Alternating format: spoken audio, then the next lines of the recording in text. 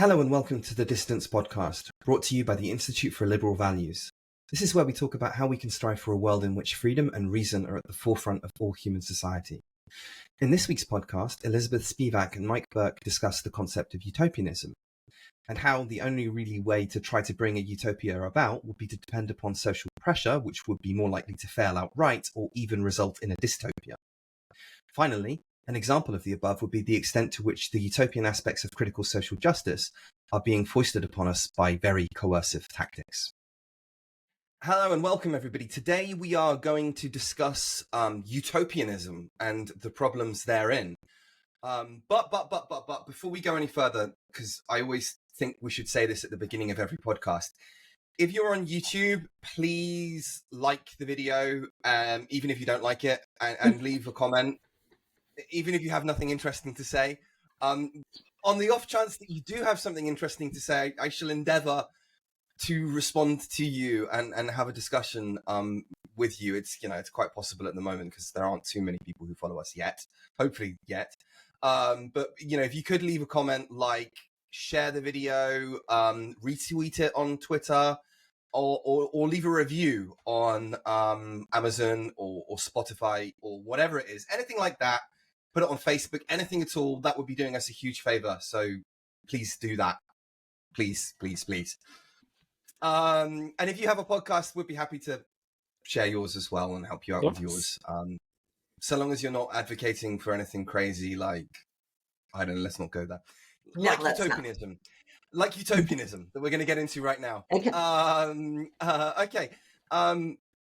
So Utopianism is this idea, very broadly speaking, before we get into the nitty-gritty, that we can and should strive towards this future ideal of a kind of, if not a perfect society, then something very much approaching a perfect society, wherein everybody's needs are met, nobody is hungry, nobody feels alienated or insecure. And this is the kind of ideology that drove the Soviet Union. It's the kind of ideology that drove Nazi Germany, communist China. Obviously the ideology of Nazi Germany and communist China, very different, but they were both similar in one key regard, which is that they thought that they could build this perfect society on earth, the kingdom of heaven on earth, if you like, and that they were willing to do some quite extraordinary things, quite dark things, in order to get there. So we're going to kind of discuss this from a psychological, philosophical, historical perspective. We're using an article called The Problem of Utopianism by Thomas Nagel. And this is actually a chapter in a book called Equality and Partiality, which is also by Thomas Nagel. Which goes through, it's basically a philosophy book, a political philosophy book. So, let's start. Mike chose this article. So typically Yes, Elizabeth chooses articles. So I'm a little out of my, I'm always in the happy place, and you're the one being sort of out of your area. Now I'm out of my area here. So growing because of discomfort, right? Yes, exactly. Okay, so I think the article is a really interesting one. I think it's, I should say chapter. I think it's a really interesting one. I think it's really well written, clear. Couple of issues I have with it, but I think we'll get into that as it kind of unfolds. So it talks about a political theory. So a political theory is not simply a way of explaining society around you, although it is that. It's also a way of talking about how you would change society. So in the article, the author proposes two functions in terms of that change aspect, two functions of change. The first of which is ideal, and the second of which is persuasive. So Elizabeth, can I put you in the discomfort zone? Did you understand those two concepts? Yes. I I'm wrote in all the margins and everything, but I really did write, change is uncomfortable, and so we have a utopia is too idealistic. And if we have um, an idea that is too individualistic, then we have no ideals. That's the the gist of is what I wrote. Yeah, so there's a kind of, so with regards to political change, there's a kind of tension between two approaches to change. So the first of which is the ideal. So with the ideal, we want to think about what would be correct. So let's think of what would be morally correct, and then we'd think about how do we get to that situation where we live in a society wherein things are morally correct. So let me ask you, Elizabeth, a question. Do you think that it is morally correct that a lawyer in New York City who probably works hard, but has a considerably more relaxed lifestyle than a farm laborer, do you think it is morally correct that the lawyer earns more than the farm laborer, given that the farm laborer would probably work harder in a calorie spent definition? Oh, in a calorie spent definition. Okay. So this is kind of a, again, to rely on psychology, it's kind of a, Kohlberg's moral maturity kind of idea where, we can have sort of layer, think about like maybe your kids, for example, early on. So you have the younger one is still probably very much into what's right or wrong is defined by you all, you as parents, right?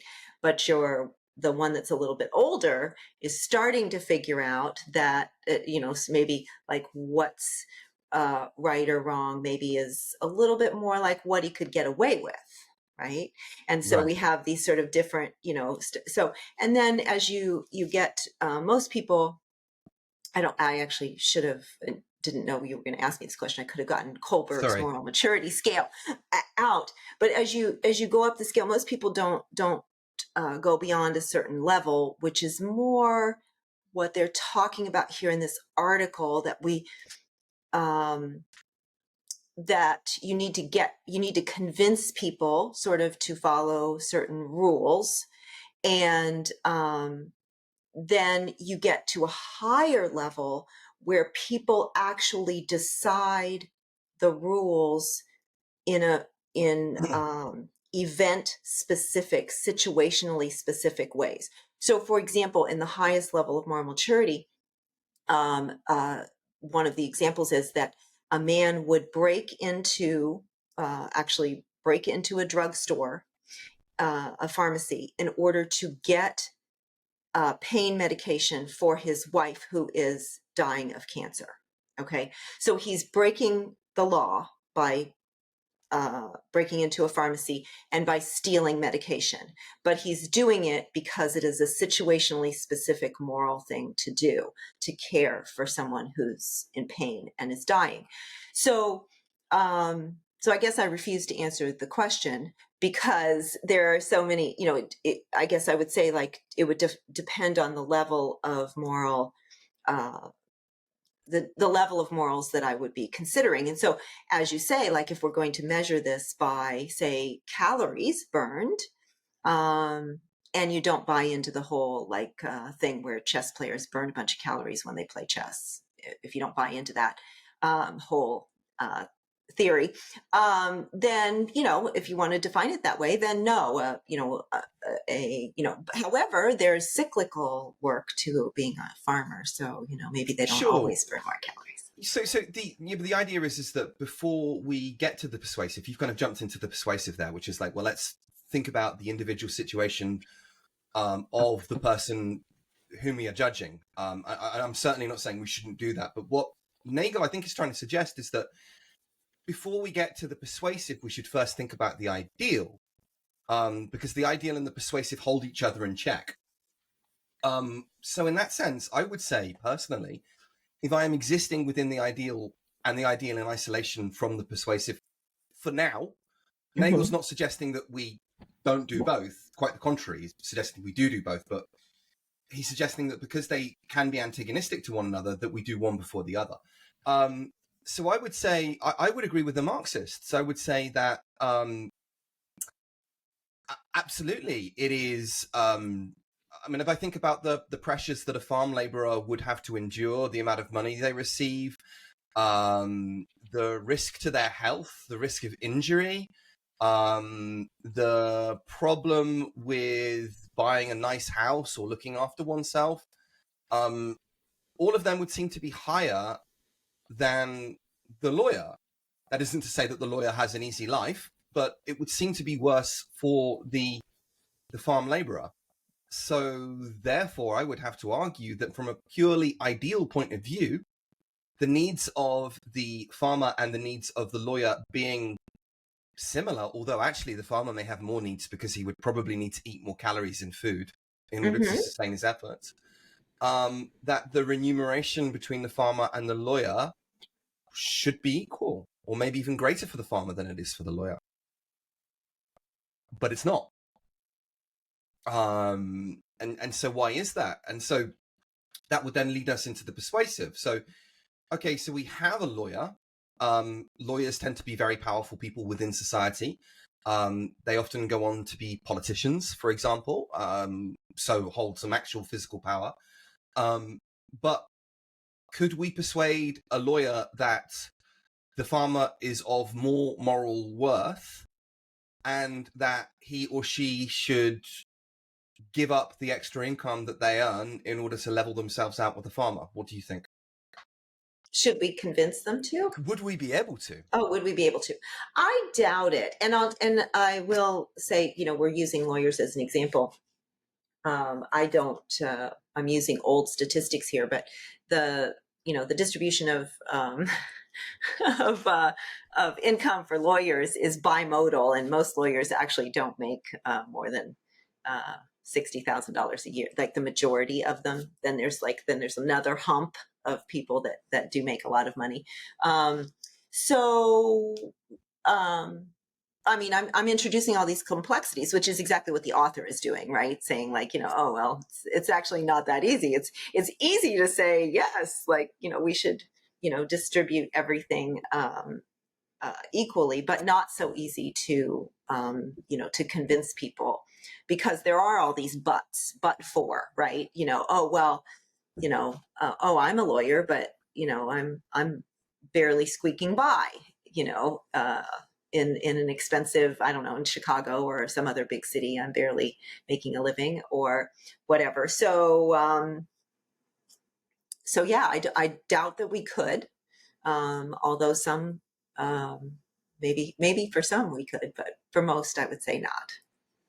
So yeah, we probably could convince some. I think some have been convinced. I mean, I know a lawyer who is very bright and has been cancelled, and yet she has for most of her life and continues to donate all of her time to defending poor, often ethnic minority people who can't afford to defend themselves normally, right? So she's not earning a great deal of money. She's clearly really bright, so she could earn more if she was to invest her time more, I don't know, let's say economically or in a way that was advantageous to her. But she's chosen not to do that. So these people definitely exist, but I would argue that they are outliers. And so here is the persuasive. So you've got the ideal, and you have to have the ideal. So the author is saying, okay, the ideal is, we're trying to objectively think about what would be right and how do we get to that. But the ideal is held in check by the persuasive. What can we persuade people of? So can we persuade some lawyers to behave like my friend is? A few, but these people are outliers. So, what is reasonable to persuade people of? Are there some people, for example, let's look at it on the other end.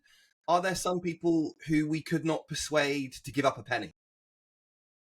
Not only are there those, but there are also plenty of farmers or people who don't make as much money that you could not persuade,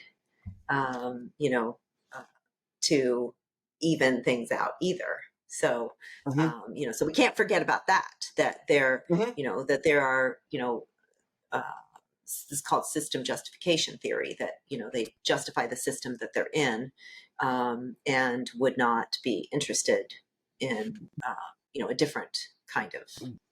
Well, I mean, we can give actual historical examples of that. I mean, the same happened with the collectivizations of the farms in Russia and then Ukraine and the Soviet Union. I mean, we talked about that in the podcast with Ken. And so the vast majority of these farmers whose land was being taken away from them to be collectivized, to be owned by the state, the vast majority of these farmers were really, really poor, even by Russian or Ukrainian standards of the time. And yet they couldn't be, most of them, few of them could be, but most of them could not be convinced to part with what little they had, even with the state promising them more in return. So that's a very good point. I mean, I try and think about myself, what could I be persuaded of? So for example, if I had a colleague at work who said that she had been made the victim of sexism in Japan and had been passed over for promotions that she maybe deserved, and then wanted some kind of resources allocated to her in order to kind of compensate for that, I think it would be fairly easy to persuade me to do that, without me kind of going into forensic detail and checking whether a story is true or not. I think I'd probably just say, yeah, I've seen enough of that in Japan to realize that you're probably not lying. I will take what you're saying at face value. And I think that's probably where most people are. I think where I would draw the line would be, okay, I've experienced sexism, fair enough. It's helped my career back, also fair enough. Can you help me out a bit? Absolutely, I can.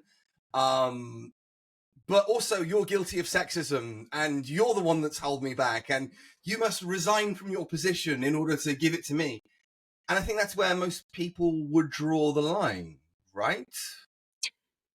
Yeah, and we could definitely go down that route, because many of the people who are, we'll put this in air quotes, social justice warriors, are, white females, right? And I don't see them resigning their positions in droves in order to ensure, that there's more diversity.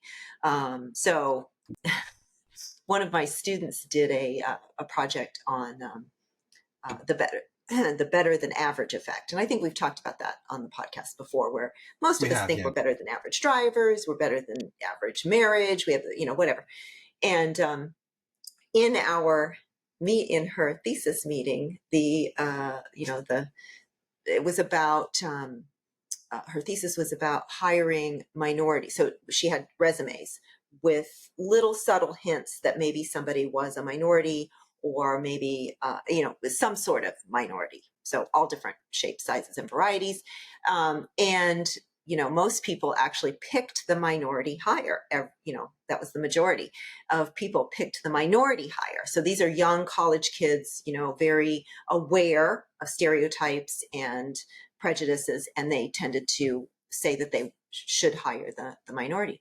And somebody in the meeting said, well, maybe our students really are better than average, and it was he's a white male, and he was arguing, the point is that these other people, the white, maybe male or white female applicants, could get a job anywhere.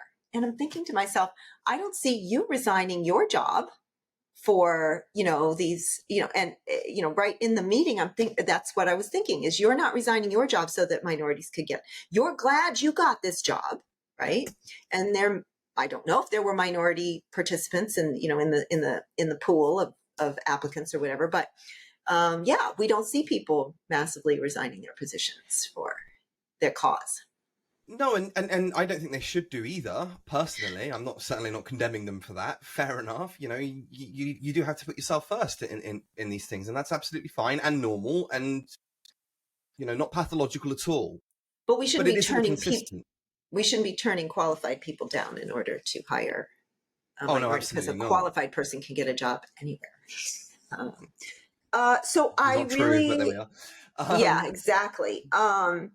If I liked it, I mean, it's the very first page here, the author is saying, if real people find it psychologically very difficult or even impossible to live as the theory requires, to adopt the relevant institutions, that should carry some weight against the ideal, right? Some, That's what he says, some weight against the ideal. So I think I yeah. wrote duh next to that. I think Nagel is kind of a recovering utopian. I think he's a recovering socialist. That was my impression. Like, Oh, let's okay. not abandon the glory. Yeah, I don't know. I'll look him up, but Yeah. it certainly, that was the impression that I got. Yeah. So he talks about okay, so we have to have the ideal. We have to have this idea of something that we want to work towards. But the social conditions may be such that bringing the ideal about is either very difficult or suggest it might even be impossible. Like, it might even be impossible. Well, and he specifically speaks to discomfort, right? That some Right. people are going to have to, in a couple of places in the article, that, some people are going to have to endure discomfort.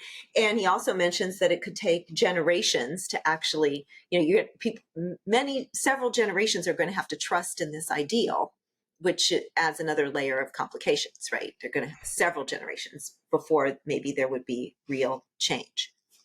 He also misses something actually really, really, really, really, really, really, really big. That I'm kind of surprised with. And this is kind of the thing about philosophers. They think the only thing that's important, I'm not saying that he says this, maybe he just missed it by accident or he includes it somewhere else. But when he talks about these big changes, he talks about radical departures. He argues that, some form of idealism is needed in order for radical departures that are quite necessary to first be justified and then be implemented. And so the examples he gives is slavery, and is the abolition of slavery and how long it took, and some people were argued that they would be too harmed and all that kind of stuff. Giving women the vote. Giving women the vote, yeah. And yet, the point I would raise here, and I'm not discounting the role of theory here at all. I'm just saying that there are other forces aside from theory. So if we look at, for example, the giving women the vote, or the rise of gender equality for women more broadly, I wouldn't say that that's all due to political theory. I would argue that there are technological changes in society that occurred that made ideas or arguments in favor of gender equality more palatable among everybody. World wars, required women to go to work, right? Exactly. So, right.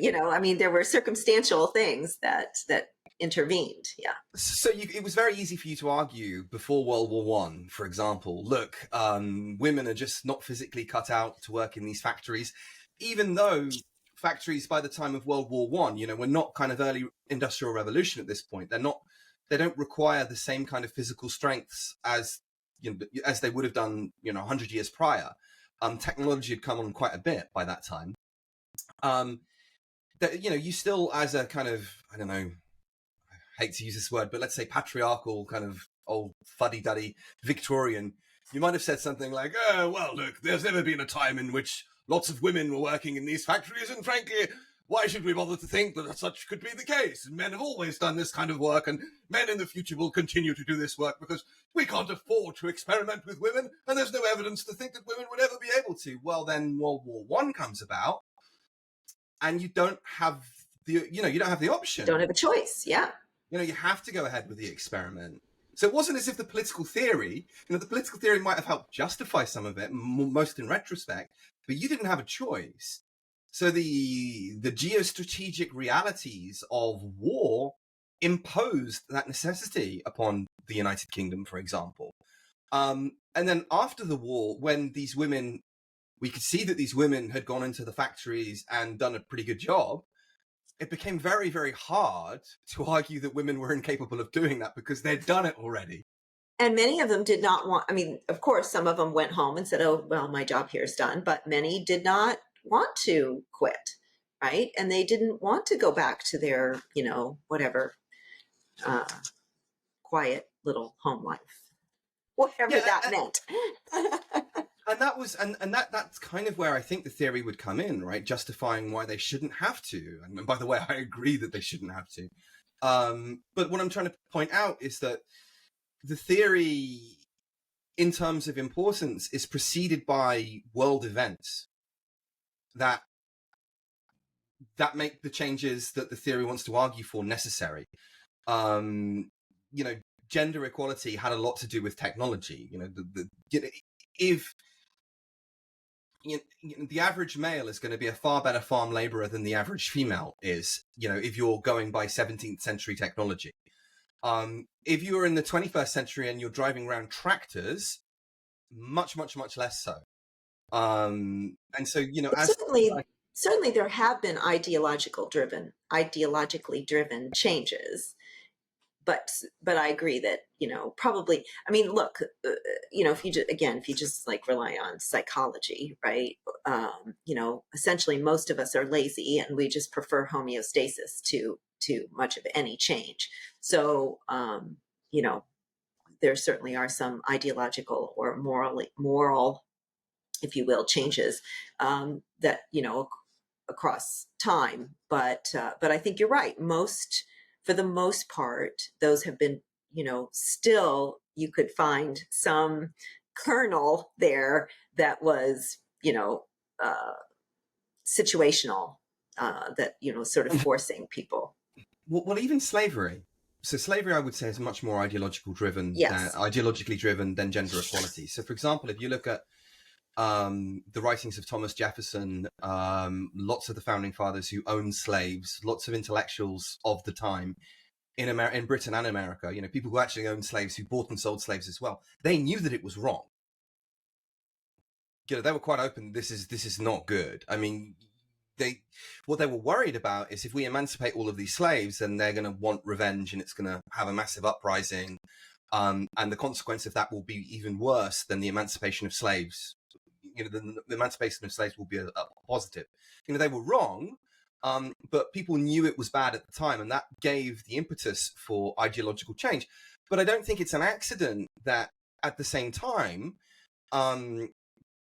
Britain and then America are going through industrial revolutions. Mm-hmm. So, I mean, if you look at, for example, the Roman Empire, advanced technologically really, really quickly. I was in a couple of years ago, I was in an exhibition in Japan, a Roman exhibition, and they had like a Roman plumbing system, like with pipes and taps. Yes. And it looked like something, that would work today, that would be capable of delivering hot water to different parts of the house.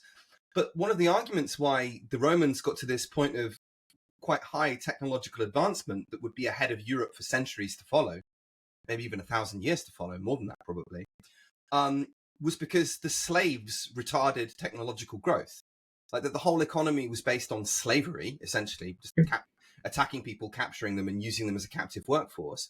That because they had that captive workforce, and because that captive workforce was capable of delivering unbelievably opulent standards of life that again wouldn't be possible for 1,000 years to follow, that they didn't need to develop any further. Whereas in the Industrial Revolution, technology started to take off, which made the idea of saying quite openly that slavery is an abomination more palatable. And because it was more palatable, more people said it, and it helped bring about the change in society. So I'm not trying to say that change is not ideologically driven. I wouldn't argue that. I think it is ideologically driven. I think that gender equality is ideologically driven. And I certainly think that slavery, the emancipation of slaves even more so. But I think that each of these, independent of the ideology, there are certain physical changes that happen in the world that make the ideological ideas workable. That would be something I would point out. And I think that that's something that the author misses. Okay. And I think that these are really important when it comes to the challenges of persuasion. I also think that he really misses, and I mean, it's a criticism, but he certainly uses the word psychology a lot, and he uses the word persuasion a lot, and but he really misses the mark in terms of he's treating all of us as if we are rational actors, which is related to what you were just talking about, right? And so this is, I mean, he says, no special attention to the viewpoints or the psychology of those individuals would be required as a part of the enterprise of justification. So essentially, he's saying, with any arguments, the people would have to understand them, and then they would be convinced. But that is, certainly not enough to convince people. And not only is it not enough to convince some people for an argument to be understood, and even to be right, be a correct argument, but also it's not even a requirement. So, we've talked before about, sort of systematic versus heuristic processing, the elaboration likelihood model, and this idea that there are lots of things in the world that we only peripherally process, and we can absolutely be convinced by simply the number of arguments or the status of the communicator, that kind of thing. When things, essentially, when we think things aren't going to immediately affect us, we don't necessarily even need to completely process an argument. And it is certainly not sufficient in times when we do think that it is going to affect us. And oftentimes the best arguments spur the best counter arguments, and in somebody who's going to be affected, who's highly involved, who's interested in elaborating, who's doing systematic processing. So that whole aspect sort of through the article, I mean, again, not everybody has to be a psychologist, but it is another sort of like a frayed thread throughout, I mean, we could talk a little bit here about the psychology of decision making. I think of like Herbert Simon and Lindblom and people like that. The idea of rationality, which you got like this kind of Homo economicus, this perfect economic man who is all woman. Man was how it was used in the past. Who is able to suddenly freeze time, because time is one serious constraint on thinking. Freeze time, get himself or herself a nice cup of tea, and then use infinite cognitive resources to come up to the best solution. Whereas, in fact, even if they are capable of being rational, their rationality is at the very least bounded by their cognitive capacity and the amount of time they have to make a decision. So that, their rationality might be limited, and that would be the idea of bounded rationality, right?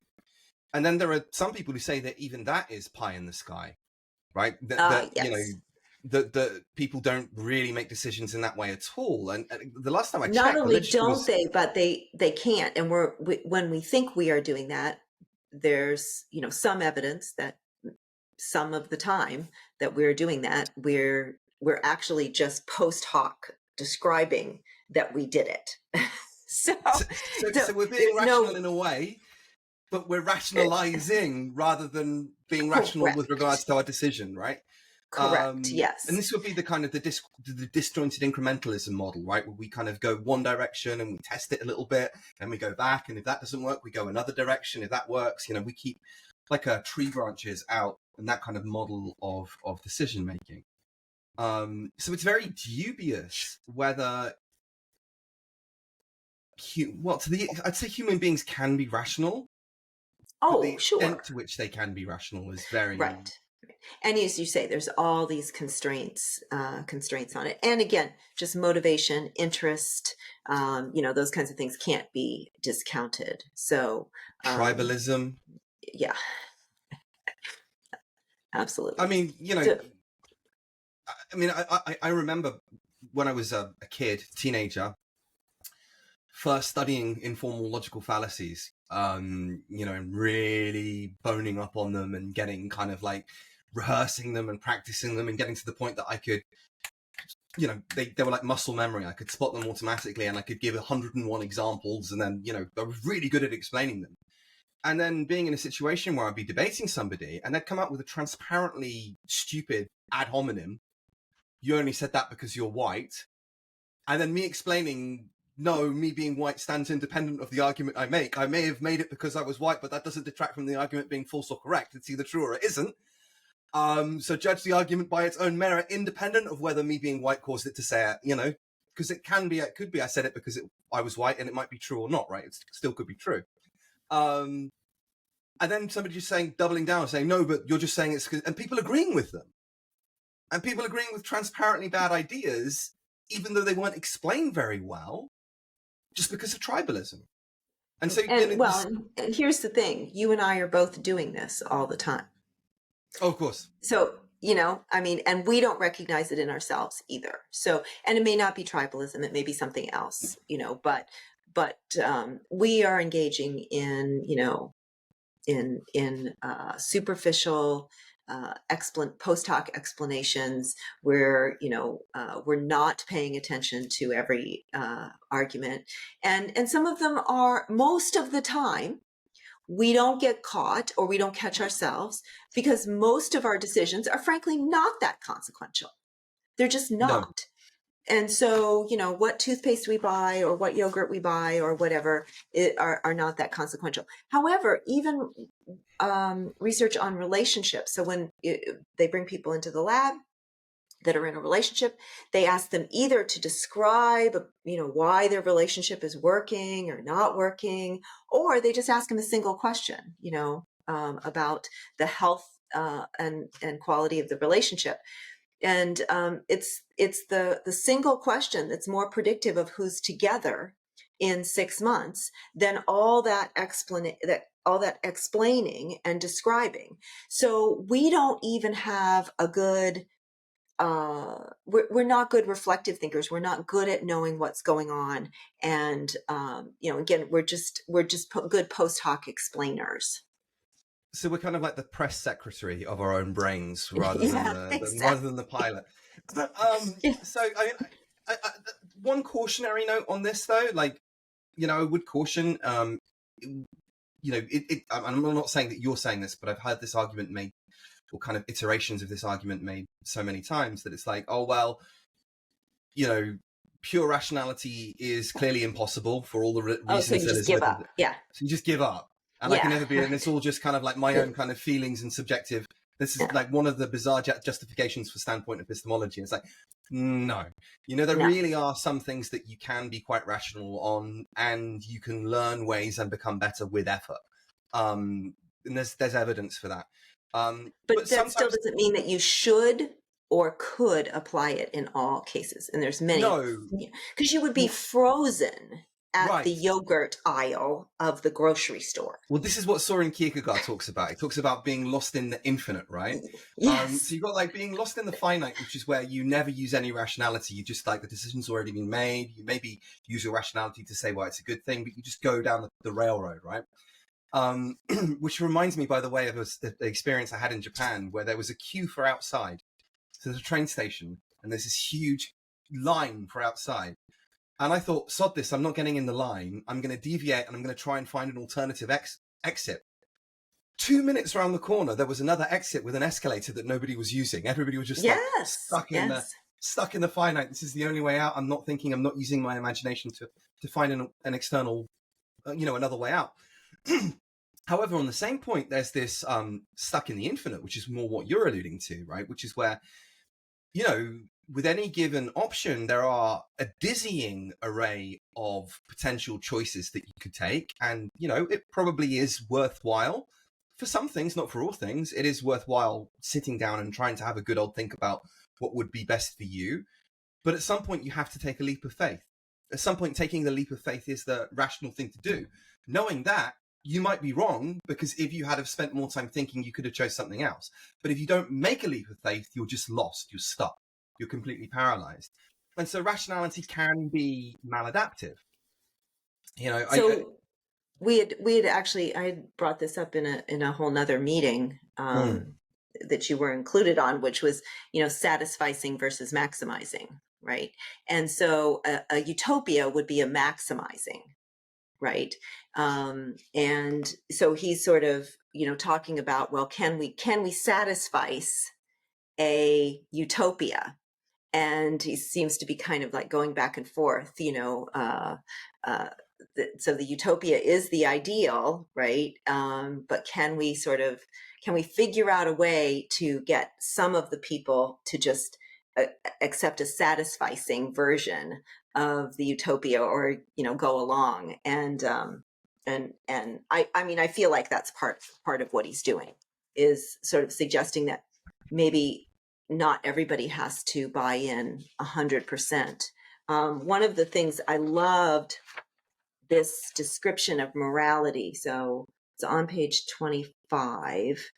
Well, it's marked page 25. It's not 25 of the article. The first full paragraph. So he's talking about, there are limits. Civilized life consists of a constant overlap of impersonally supported practices and individual aims.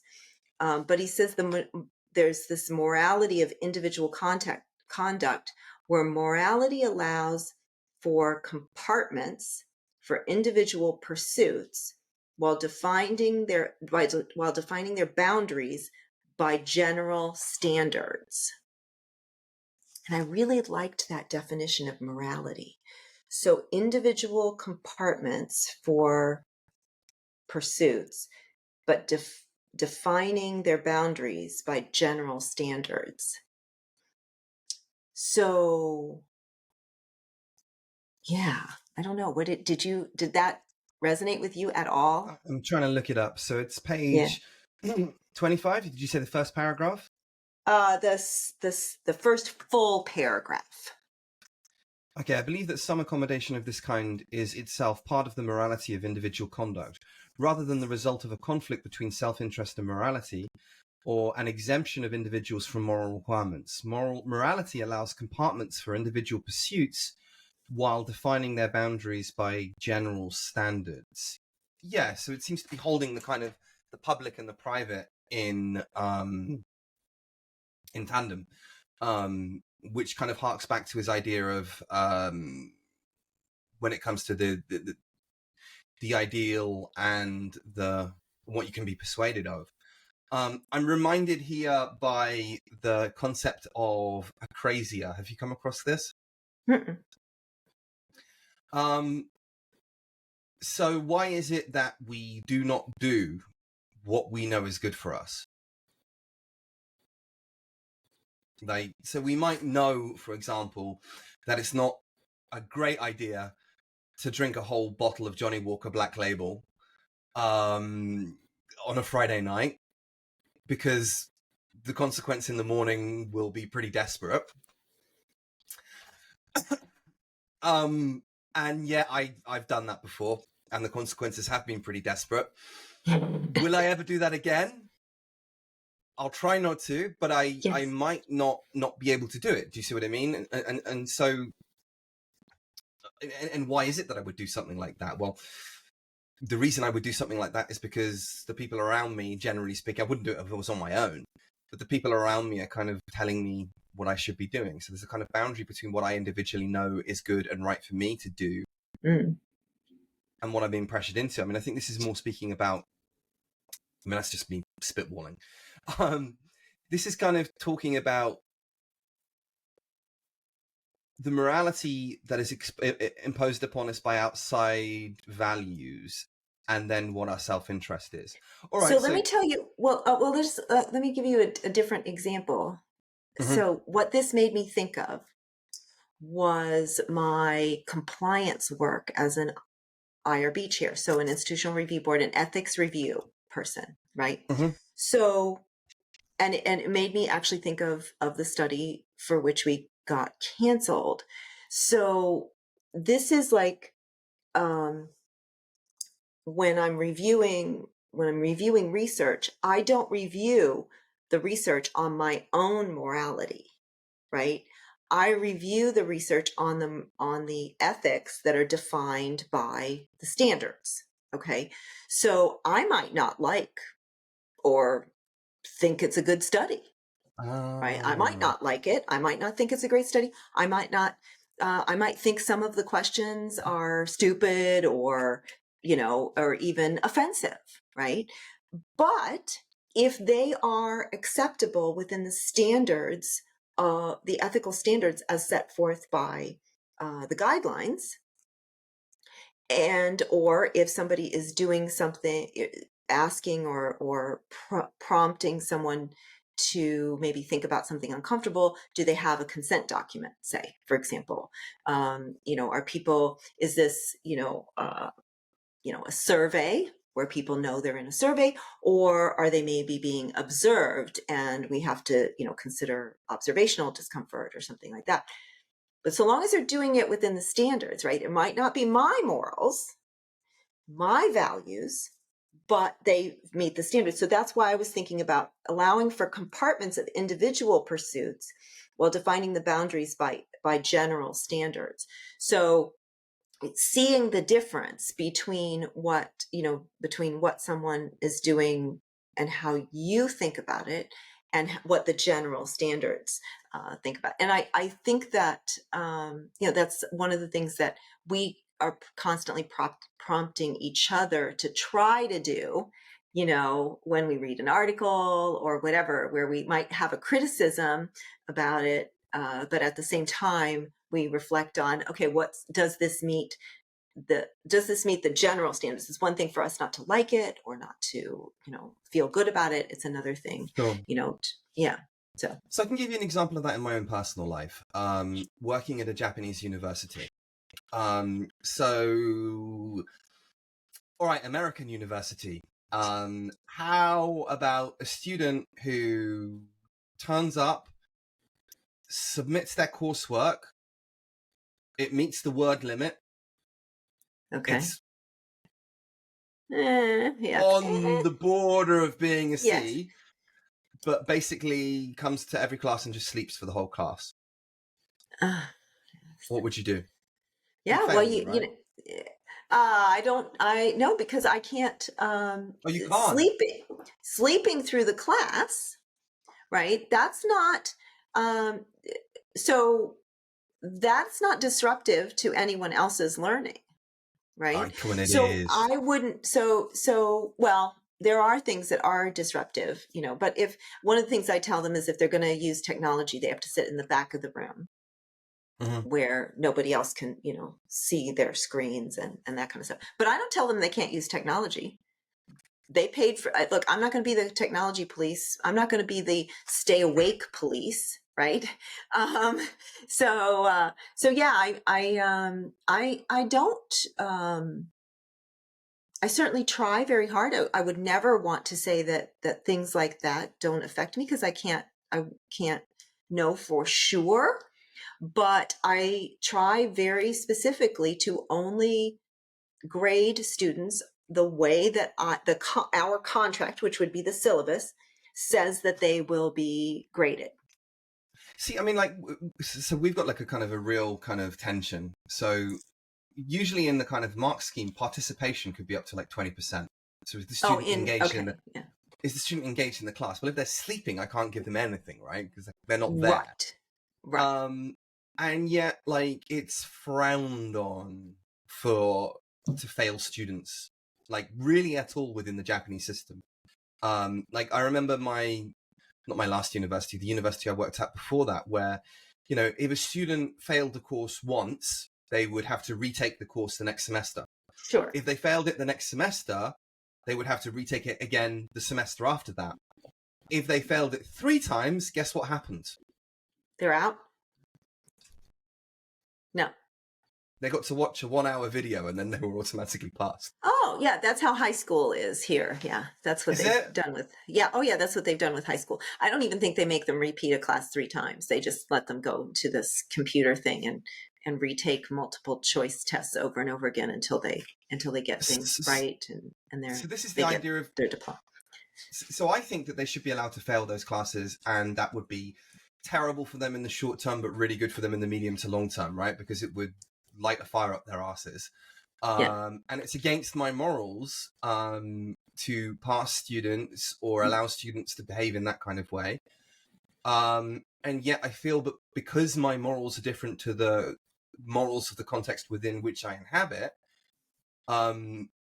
if I do impose my morals upon that context, and I would say that that would be for the best, that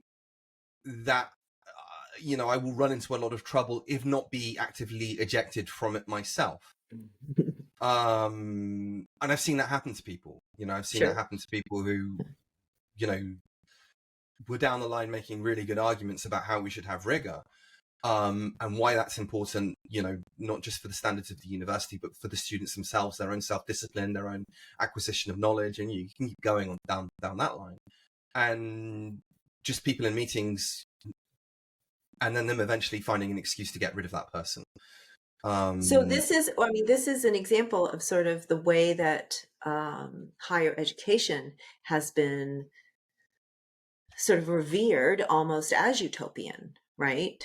And then when you get into it, especially more recently, so, you weren't teaching at a time when it was more sort of revered and everything. But I was, and I miss it. I miss some of that. I miss that sort of morality, that utopian kind of, general standards kind of thing that you could lean on. You could lean on the general standards. But yeah, not so much anymore. I was a student then. Yeah. I remember it from the other side, right? Sure. I would have been an undergrad. Sure. And so I remember really pushing myself and I'm so glad that I did, because now I find it quite easy to pick up what people tell me are difficult concepts. But the reason I can do that is because I really, really pushed myself when I was younger to get these ideas. And now people just aren't being pushed in that regard, or they don't seem to be, right? And so we are failing to convince people that, to participate in the utopia that could be higher ed, right? We're certainly, I read up on some famous psychologists who actually wrote utopia stories. And all of them really did. They put science and psychology at the center of their work. So, for example, G. Stanley Hall wrote a book called The Fall of Atlantis in 1920, and he actually was quite critical of science at the time, and he was saying that people that were writing IQ tests and stuff was fads of palmistry. So, and it was driven by economic interests. So he really thought of psychology as the queen of the sciences. So physics would be king and psychology was queen. William McDougall wrote a book called The Island of Eugenia, which would be eugenics. Also putting psychology and science at the center, and actually was talking about the marketplace of ideas. Science should be judged by its successful application in the marketplace, and that any contradiction would between sort of philosophic ideals and science would be resolved by psychology, the social sciences of psychology that would have procedures for fairly, adjudicating these things. Hugo Munsterberg wrote Tomorrow's Letters to a Friend in Germany. Also, psychology would focus on vocational and public affairs. So sort of getting people to, helping people get the most out of themselves. Psychology was also at the center of John Watson's book, Should a Child Have More Than One Mother? So this one was kind of interesting. There would be 260 couples with some spares. With some spares. But again, you would be that psychology would be used actually even to spy on people and to get people to raise their kids the best. Actually, nobody would know who their kids were because their kids would be rotated around. So they would just get assigned to people month by month. Education. We were going, sounds like we're going in Plato's Republic here, right? This is what Plato kind of advocates for.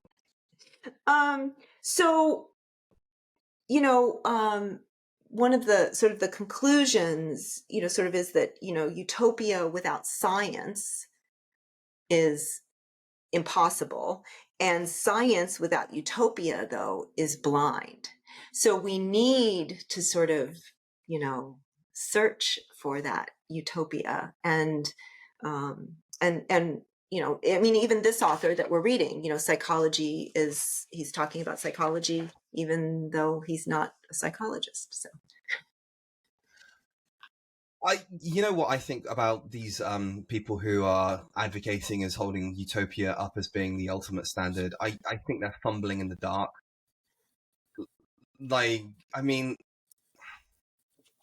What does utopia look like for you?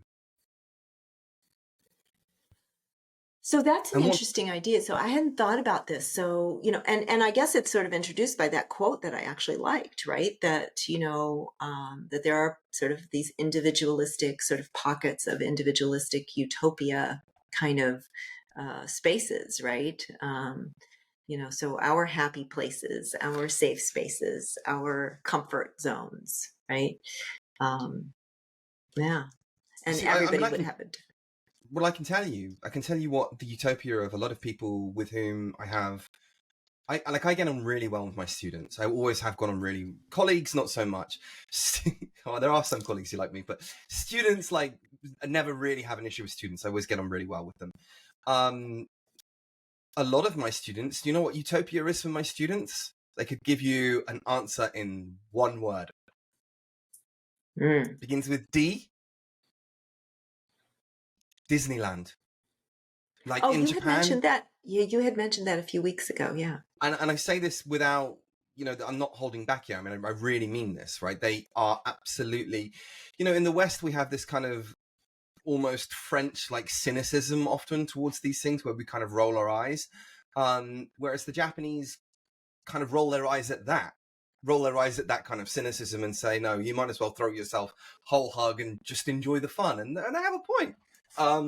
And so if you see, Disneyland Tokyo, even though it's not actually in Tokyo, it's just outside Tokyo. But anyway, if you see what Disneyland Tokyo is, all of the actors and the staff, they're all in, they're all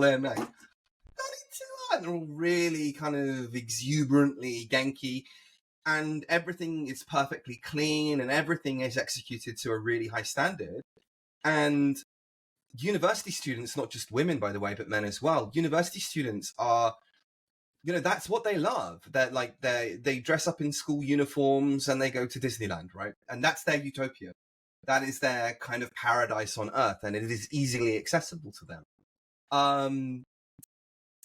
It's wonderful. They love the food. They love the rides. How about you, Elizabeth? Do you fancy getting dressed up as a Japanese high school girl and going to Disneyland Tokyo and taking loads of Instagram pictures with your friends? And no, in fact, I've never been to Disneyland or Disney World in the. So how do you know? Maybe you'd love it. Yeah, that's true. It could be great. Yeah, it could be awesome. But like seriously, I mean, it's a really bizarre thing. So I mean, I remember once my last university, the train I got to my last university went through Disneyland. And I remember that I was coming home late one evening because I'd been drinking in the pub with my friends, and the doors open and this group of high school girls, with, Japanese high school girls with the short skirts and all that kind of, running up to me, jumping on me, and I had and they were my university students who just decided to get dressed up as high school girls because that's what they do in Japan, right? Which is kind of like a weird thing, but it's a fun story. But the reason I'm telling you is because that is a kind of utopia for them, and it's not for me. It's definitely not for me. I've been to Disneyland a couple of times. I've enjoyed it.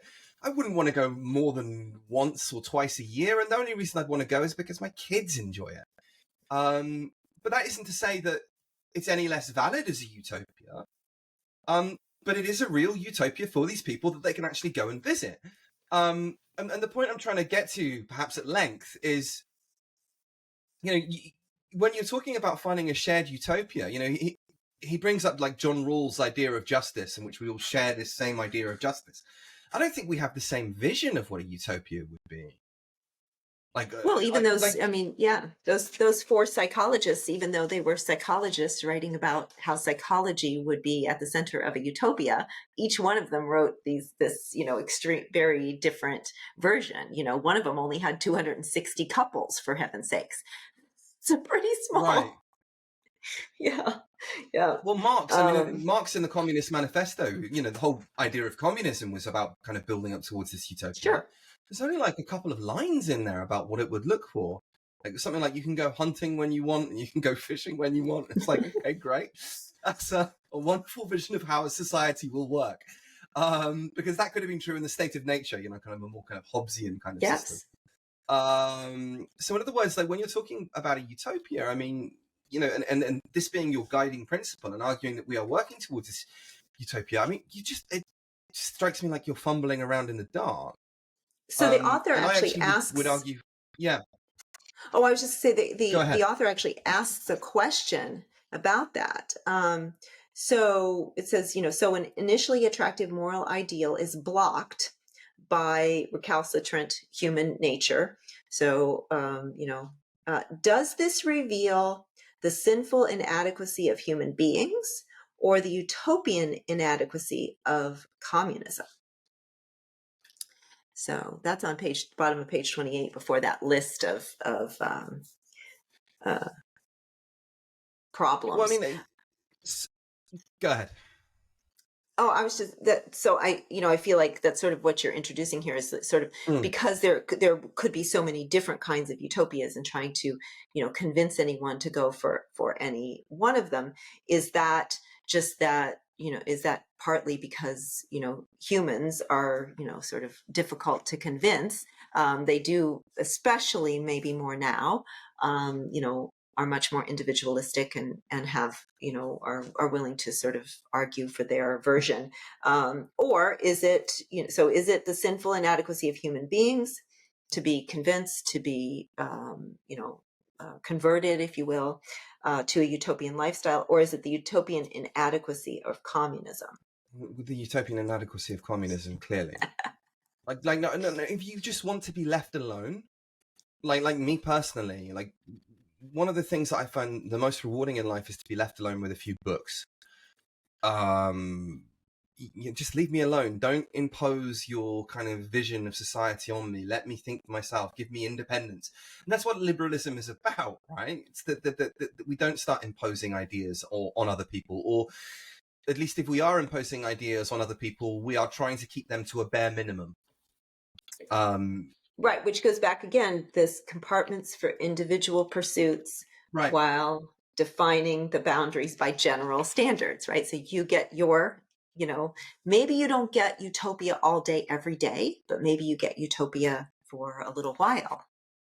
But it's so immature to books. It's so immature to even think about it in that regard, isn't it? Like, do I really want to be? I mean, just this idea of striving towards building the kingdom of heaven on earth. I mean, it just seems so implausible.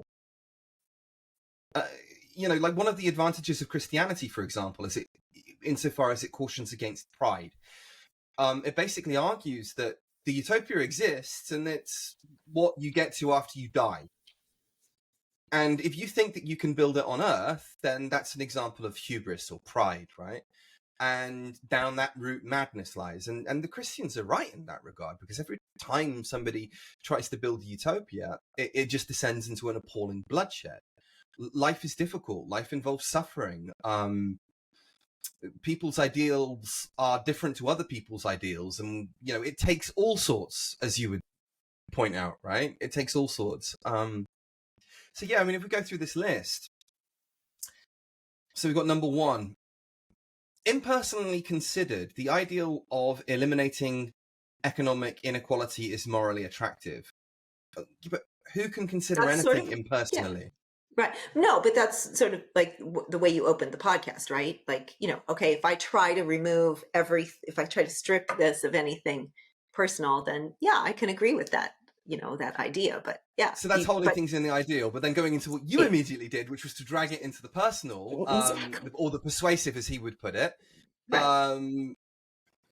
Is eliminating economic inequality attractive to people who benefit from economic inequality?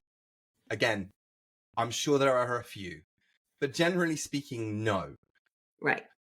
So, how are you going to be able to persuade them to give up their money? I mean, perhaps you could do it by offering them something in return, such as social status. Certainly, I think that people will sacrifice money if they think that everybody loves them as a consequence. And that their sacrifice of money doesn't really matter much, because even when they sacrifice a load of money, they've still got more than they could use anyway. And that's what I think. That's why I think like all of these billionaires are so great about being philanthropic. Oh, look, I've donated X billion dollars, which is so much money. And you think about it.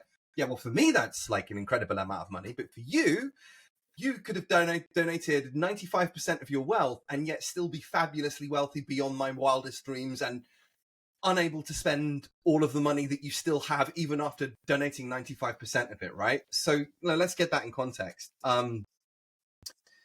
2, the institutions and patterns of voluntary behavior needed to realize this ideal seem conceivable. Do they? Do they seem conceivable to you?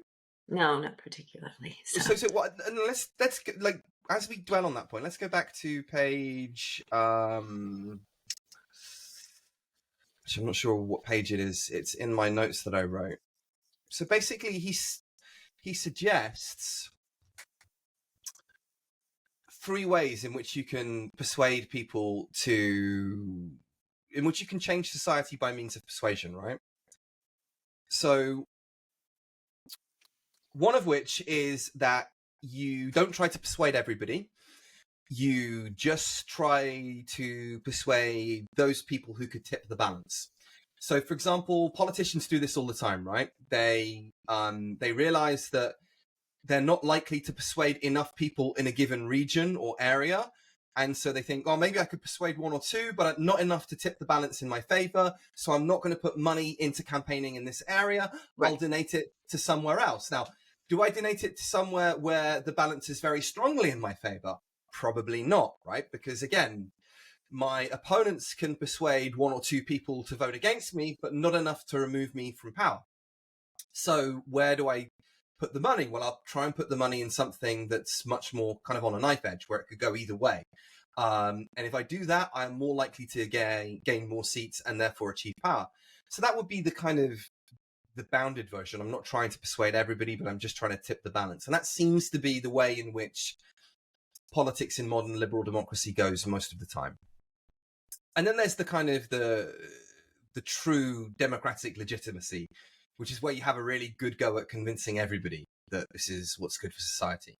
And I think every kind of politician superficially does this, but it's not reflected in their actions. Their actions are far more tactical than they are, I mean, I guess utopian in the sense. Utopian, it would be utopian to think that you can convince everybody. Sure. And if you look at the elections in the general elections in the UK in 1983, by the then leader of the Labour Party, Michael Foot, who wrote this amazing utopian socialist manifesto about how we're going to make everything go in the UK, and it required tax hikes here and there. Jeremy Corbyn similarly did one in much more recently. They tried for this true democratic legitimacy, but failed, and they failed against people who are more tactical. So we've got the bounded legitimacy, we've got the true democratic legitimacy, and then the other alternative is just to impose our will by force. So that's a form of persuasion, right? A gun against the head. So if we go back to the points he's making, So the institutions and patterns of voluntary behavior needed to realize this ideal seem conceivable. Well, I don't know what you mean by voluntary. You know, is the voluntary choice a choice between a bullet in the head? Because right, or failing a bullet in the head, extreme social pressure. It doesn't have to be a bullet in the head. So the whole idea of cancellation, right? So the people who are canceling people are trying to bring about social change towards their utopia, their visioned utopia, which is incredibly ill-defined, by using extreme social pressure, the threat of being cancelled. So is it voluntary? Well, I guess technically speaking, yeah, you could say no and be cancelled, like you were, or I was. But how many people are going to do that? So, right. you know, so the point I'm trying to make is that the only way that you could achieve one person's utopia, which again would be one person's, and it might be very different to another person's, would be through social coercion.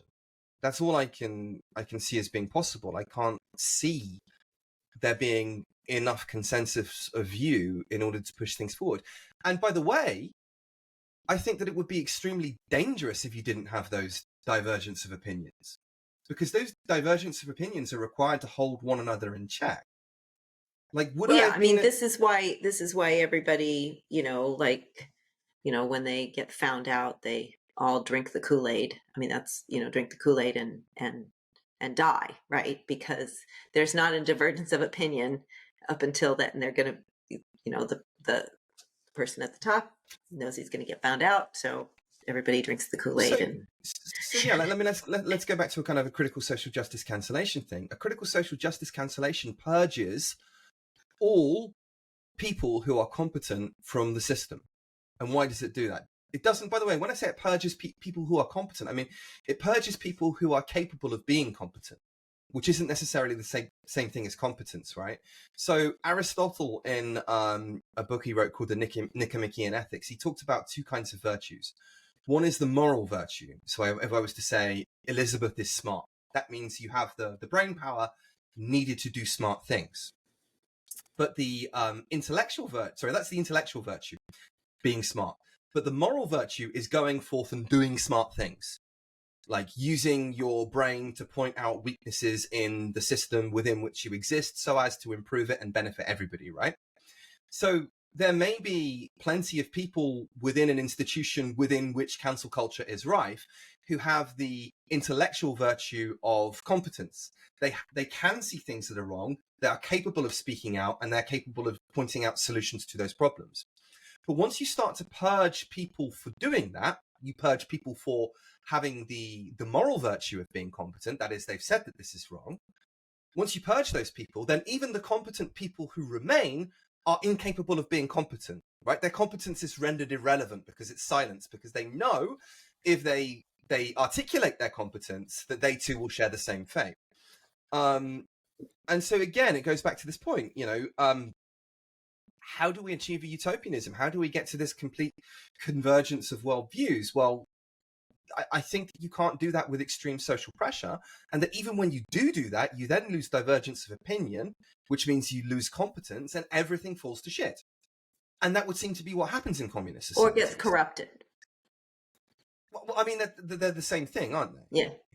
Well, maybe, yeah. But yeah. Well, no, so the high values are made subservient to people bullying each other. And that's what he talks about as like the human value of badness, in these things. Right. So let's go on to point 3. There is considerable evidence from people's actual behavior under a variety of institutions that they have powerful personal motives impossible to eradicate, which leads them to behave differently. That's sort of what you were just talking about, yeah. And unless people, and by the way, I include myself in this,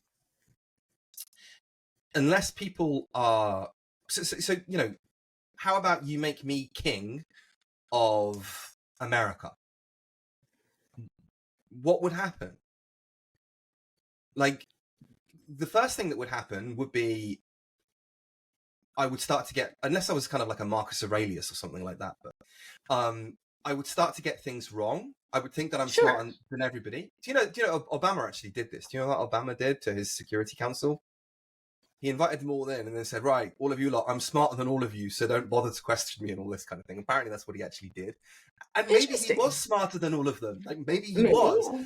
But it was not a team area. of rivals, huh? Like Lincoln, huh? Right, exactly. And Churchill too, by the way. Yes. Churchill deliberately surrounded himself with people who would call him out on stuff because you need that. And so, you know, there is so you know, you make me king of America, let's say. The first thing I do is my ego gets out of control. You know, and I do a Trump or an Obama and I start sacking anybody who holds me to account. And then you're just a couple of steps away from fully blown tyranny, in which you try to punish your political opponents. So yeah, people will behave badly. The maintenance of such a system in the face of these motives seems to require pervasive governmental control of individual life, serious denials of liberty, strict enforcement of general ignorance, yes, and the absence of democracy. Even then, and this is the key point, right? So we've got all of these, and this is what happened in communism. So all of these extreme, difficult to implement, quite brutal, draconian social measures are put in place. And even then, because again, you don't have the competent people who are willing to challenge you because you need to be challenged. Everybody does. Even then, it doesn't achieve an egalitarian result since those in control of the system manipulate it to their own advantage. I would go even further. Even if the person in control wasn't manipulating it to his or own advantage in terms of wealth or power, I still don't think you can centralize control in one person and expect them to be right on very much. The world is just too big. Finally, if people could become different so that they feel they would support a thriving system of economic equality freely, they would thereby become not worse as individuals, but in some ways better. They would not have to submerge all of their personal motives and concern beneath a desire for the common good, but need, in parenthesis only with an exclamation mark, give up their acquisitiveness and greatly expand their public spiritedness and devotion to productive labor for its own sake. What did you think of that last bit? Yeah, well, that was included in, you know, that was certainly at the center of, you know, one of the, you know, which of the psychologists? Well, actually, a couple of them mentioned this, right? That you know, the science would be used basically to sort of improve people's ability to contribute to the whole. So, you know, not necessarily just for the good of all, but, you know, to essentially, I mean, one of them actually wrote, you know, to make people a better cog in the wheel. So psychology would be used to make people a better cog in the wheel. And again, you know, with Watson's, you know, like essentially spying on people, you know, in order to make sure that, you know, education was designed for conditioning emotional habits and, you know, that kind of thing. So, I mean, I think that these elements that he's talking about, you know, appear in people's, you know, utopian novels too. These, you know, these elements. I did not watch I have not watched the Handmaid's Tale. I haven't seen that. Yeah, I haven't either. I've read a fair amount of Margaret Atwood, and I actually believe that I read The Handmaid's Tale, but it was so long ago. But essentially, you know, it's a utopia gone horribly, horribly wrong. So which they all would do, right? They all would go horribly, horribly wrong. You know, and let's not forget that there were people in the West writing in the New York Times in like the 1950s who genuinely believed that the Soviet Union was a utopia. You know, but here's the point, right? So you know, once you surrender to this idea of public spiritedness and public good, how exactly do you do that? Because how many people are you capable of knowing? So I don't know what the answer. Maybe you would know. How many people can you possibly be friends with? You know, there is an algorithm, and I actually don't know the answer to that, but you know, we could probably Google it. And so there would be an upper limit, right? I would guess around 120, something like that. That would probably be, I would guess, but it's certainly not 100 million people. Right. Right. So to whom are you committed? I could see myself committed to a group of people with Well, whom I Watson have. thought it was only 260 couples, actually. That's not enough for a society, and certainly not enough for a utopia, right? So let's say it's five. No, sod it. And I'm sure that this is wildly over the upper limit. Let's say it's 500,000 people that you know and feel appreciated by 500,000 people and are capable of, in turn, appreciating 500,000 people. That's about the size of a medium-sized city.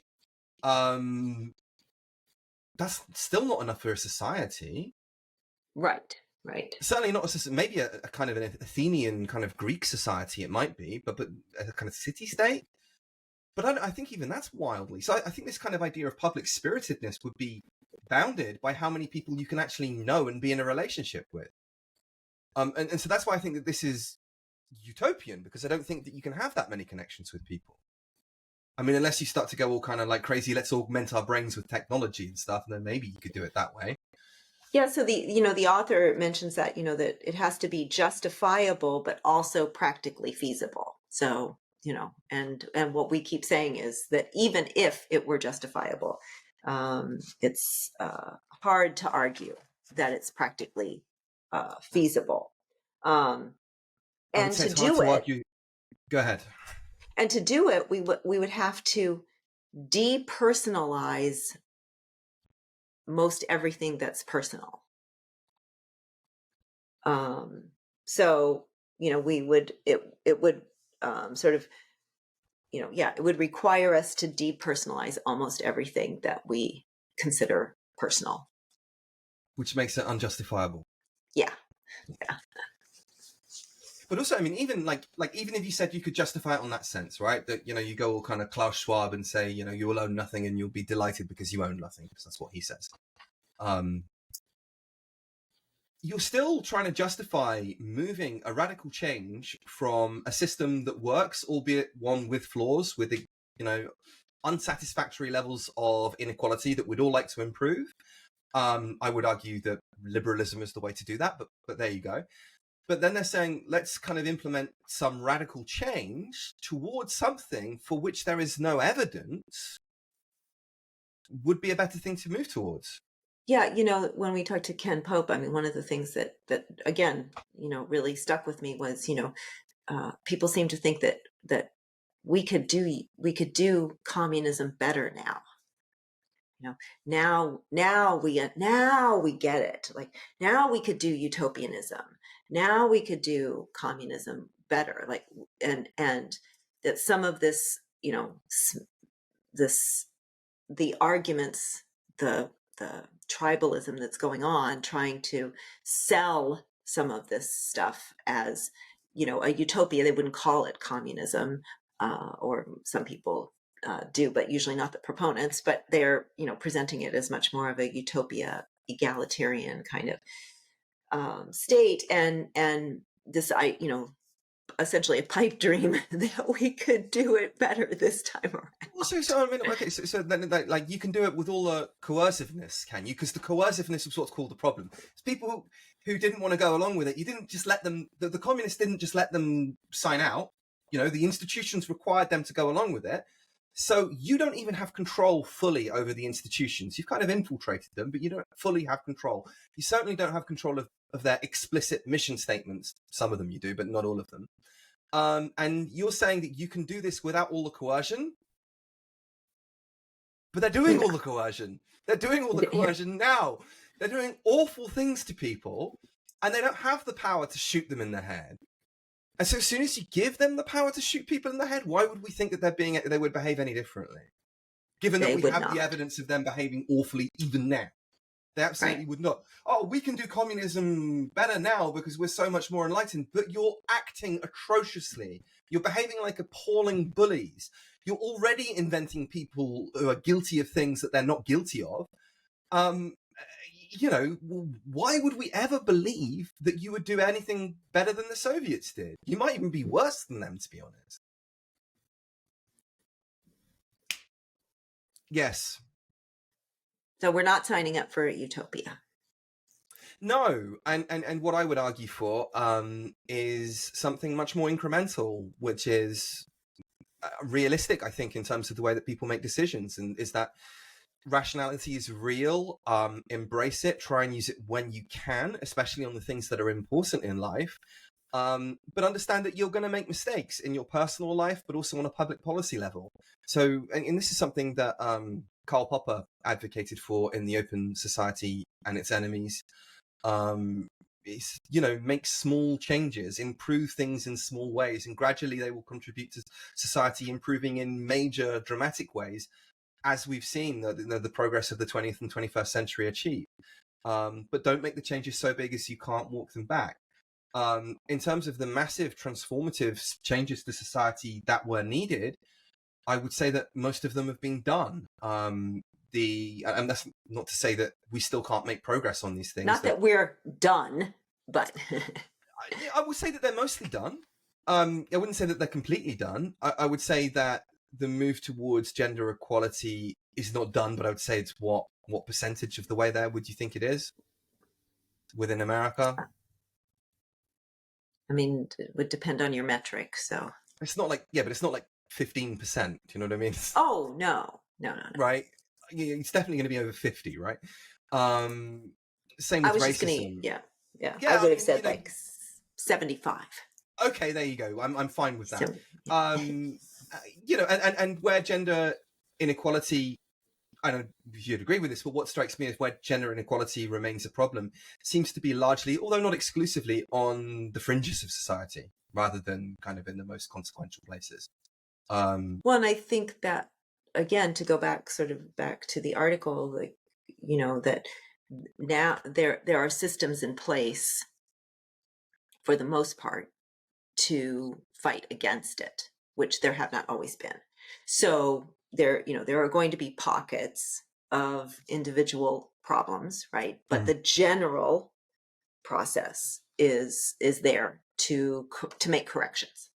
Right, and there's substantial achievements that are very rarely put in the kind of context that they need to be put in, because they're not common in societies historically or even contemporaneously. I mean, they're not there in Saudi Arabia, for example, nor are they there to the same extent in somewhere like Russia or China. So these are, liberalism has achieved a lot compared to any other system that has ever existed. And that needs to be cherished.